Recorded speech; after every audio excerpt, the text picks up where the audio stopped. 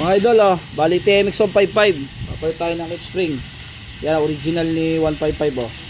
Yan po yung original niya. Made in Japan. Yan na. Simula tayo sa kicker. Ito yung kanyang shafting. Ito mga lods, oh.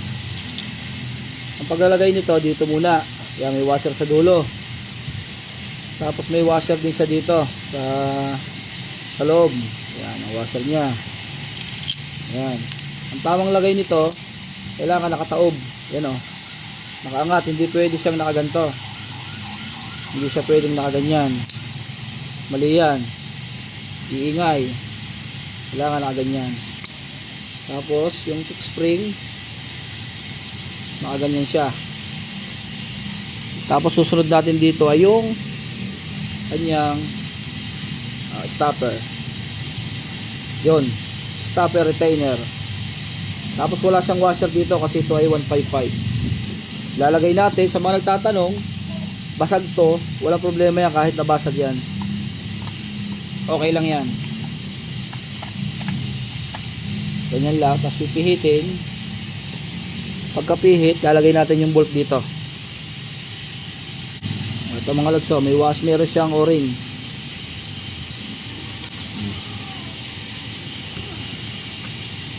So hapitan natin ng 17 socket. Yun. Ididin nyo, kailangan pry wheel siya. Ito. Yun. Hindi siya nasabit.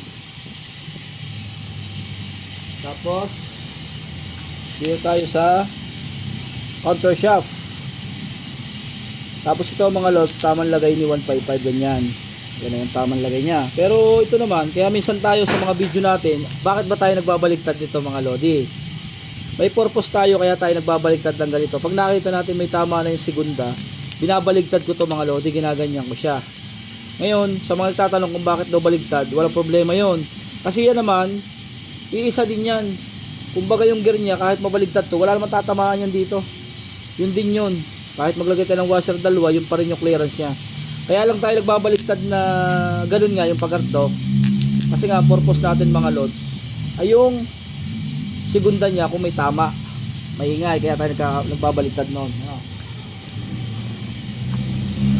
Tamang lagay dito, ito yung makapal. Yung isa, saan ba yung isang makapal? Hanapin natin yung makapal.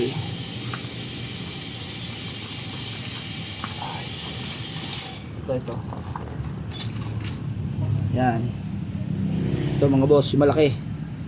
Yan yun. Tapos sunod dito ay yung makapal-kapal din na sukat. Yan. Sunod natin dito, third gear. Ito yung third gear niya. Oh. Sakto lang yung paa paglalagay.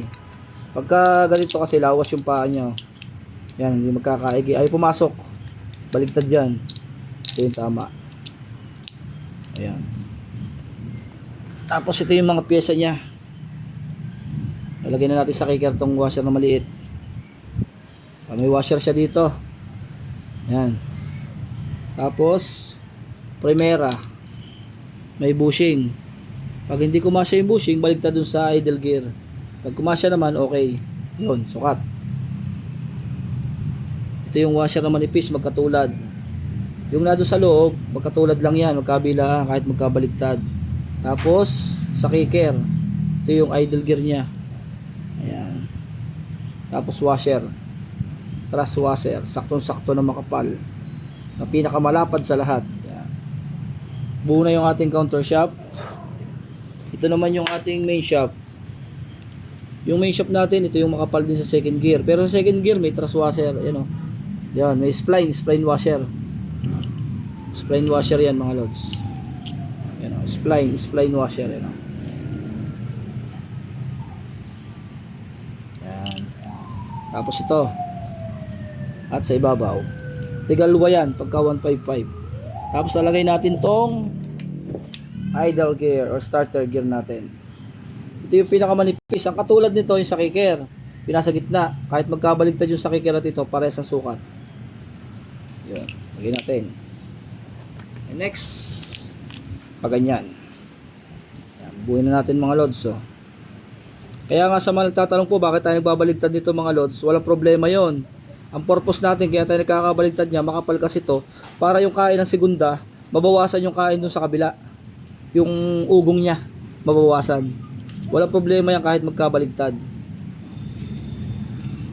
Ayan mga lods, lalagay na natin. Ayun.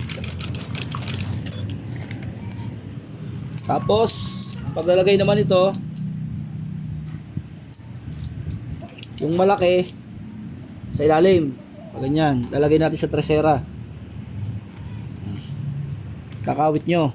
Pagkakawit, papatong naman dito sa drum shift. Ayan o, yun. Tapos yung maliit, sa gitna. Kakawit nyo naman sa taas. And next yung pin. Alright, o yun. Diba, makapagbuo na kayo ng 155. Ano sir masabi sir? Ayos, ayos ah. Ayos. Yun lang ang pagbubuo ng transmission ni 155.